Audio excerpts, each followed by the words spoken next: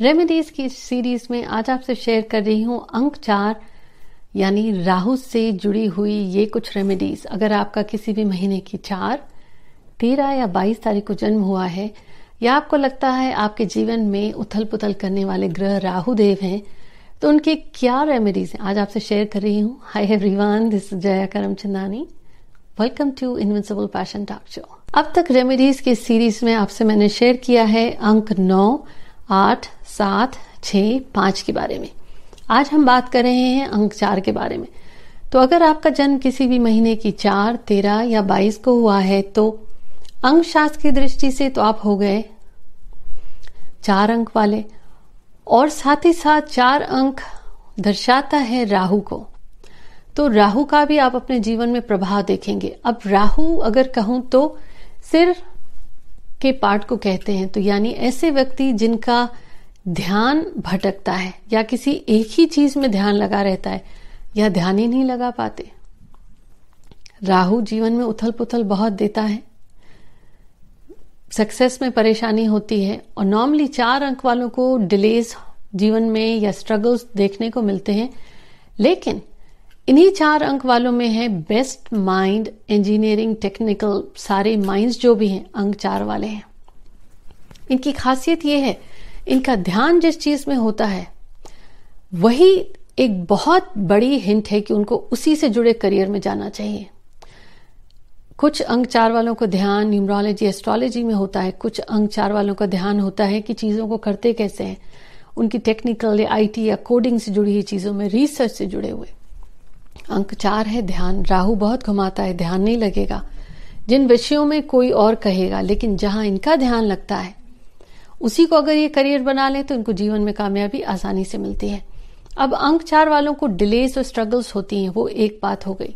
लेकिन अगर आपने अपनी कुंडली देखी है या आपको ऐसा लगता है कि राहु देव की वजह से आपके जीवन में समस्याएं हैं, तो अंक 4 का जो ये सीरीज है रेमेडीज में कहूंगी समाधान बीज मंत्र है। क्यों है कि अगर आपको पता नहीं है कि आपका जन्म तिथि वास्तविक वाली कौन सी है, या आपकी कुंडली सही है या नहीं, या आपने जिसको कुंडली दिखाई वो इतने ज्ञानी हैं, उनका उपाय सही है या नहीं, तो सरल सा उपाय है कि अगर आपके जीवन में आपको ऐसा लगता है राहु देव से जुड़ी हुई समस्याएं हैं या डिलेज हो रही हैं, या एक चीज संभलती है दूसरी परेशानी शुरू हो जाती है, घर में आए दिन सामान टूटते फूटते ज्यादा है, तो सरल सा और खास तौर पर अंक 4 वालों के लिए भी कि आप राहु देव का ये ओम राम राहवे नमः, ओम राम राहवे नमः, ये 108 बार आप सांझ ढलने के बाद ही ये मंत्र बोलेंगे, और किसी भी दिन शनिवार को शुरू कर सकते हैं।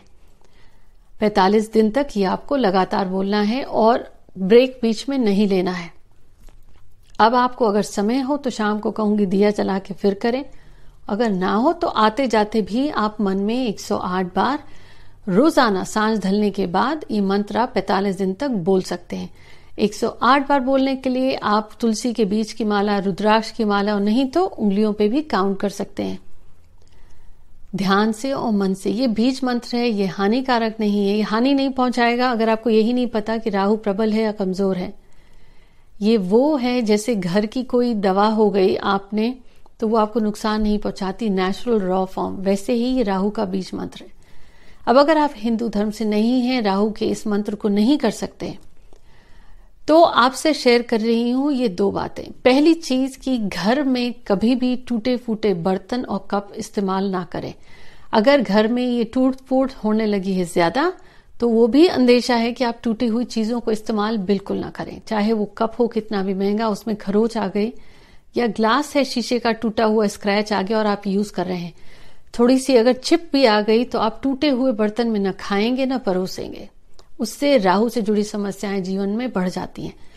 दूसरी बात, सोते समय अपने सिरहाने पानी का गिलास अगर आप रखते हैं, वो अगर आपको रात में प्यास लगती है इसलिए तो आपने पी लिया, लेकिन अगर वो पिया नहीं और अगली सुबह पड़ा हुआ है और फिर वो अगली रात भी वहीं पड़ा है, तो उससे आपका राहु देव से जुड़ी हुई समस्याएं जीवन में बढ़ जाएंगी। तो आप अगर अपने सिरहाने रात को पीने का पानी रखते हैं, पी लीजिए, और अगर नहीं पिया है तो अगली सुबह उसे आप पेड़ पौधों में डाल दें, क्योंकि ये एक तरीका होता है कि आपका राहु से जुड़ी समस्याएं बढ़ती हैं, और अक्सर ये ही एक क्योर भी है। अगर किसी का राहु बहुत खराब चल रहा है तो उसको कह दीजिए कि आप रात में सिरहाने एक स्टील के ग्लास में पानी भर के रखें और फिर वो ना पिएं। दूसरे दिन सुबह उसे आप पेड़ पौधों में डाल दें। ऐसा लगातार आप 11 शनिवार भी कर सकते हैं। लेकिन अगर आपको रात में पानी पीने की आदत है तो बेस्ट है एक बॉटल में भर के रख लिया। उतना ही रखें जितना आप पिए, फेंकना ना पड़े, क्योंकि पानी फेंकने से चंद्रमा कमजोर होता है और पैसे की हानि भी होती है। और अगर रात में आपने नहीं पिया वो पानी तो फिर पेड़ पौधों में डाल दें। इसके साथ ही अगर आपके जीवन में राहु से जुड़ी समस्याएं हैं, क्योंकि स्टेबिलिटी नहीं रहती या हेल्थ की इश्यूज लगातार रहती हैं, बेस्ट चीज आप ये कर सकते हैं, हर महीने की अमावस्या को आप नारियल लें। एक नारियल जो ड्राई फ्रूट्स में नहीं, जो ब्राउन कलर का नारियल लें जिसके अंदर पानी हो, जो फ्रेश नारियल आता है, कोकोनट आता है। अमावस्या के दिन आप वो नारियल सुबह नहा धो के अपने सिर से 7 दफा आपने ये नारियल लिया, मान लीजिए है हाथ में, उसको आपने अपने पैरों से लेके सिर से घुमाते हुए क्लॉकवाइज 7 दफा वो नारियल लिया और आप उसे नदी में नहीं बहाएंगे। आपने वो नारियल लिया अमावस्या के दिन, ये ले जाकर नदी के पास में जो कचरे का डिब्बा है वहां पे डाल दिया। डालने के बाद पलट के ना देखें और आ जाए। कहा यह जाता है राहु से जुड़ी हुई जो समस्याएं हैं, नारियल भी राहु को दर्शाता है, भूरे रंग का है।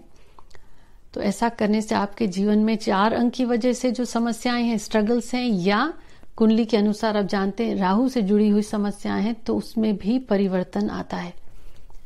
अब जल्दी से मुझे बताएं कि आपके जीवन में ये उथल पुथल अगर 4 अंक की वजह से है तो क्या है। पर मैं आपके कमेंट्स के रिस्पॉन्ड तभी करूंगी जब आप ये एपिसोड शेयर करेंगे। और चलिए, अपने फ्रेंड्स एंड फैमिली के साथ तो आप शेयर करेंगे ही, मुझे अपनी सक्सेस स्टोरीज भी शेयर करना शुरू करिए ताकि मैं ये आगे लगातार आपके साथ रेमेडीज शेयर करती रहूं। Until next week, take care.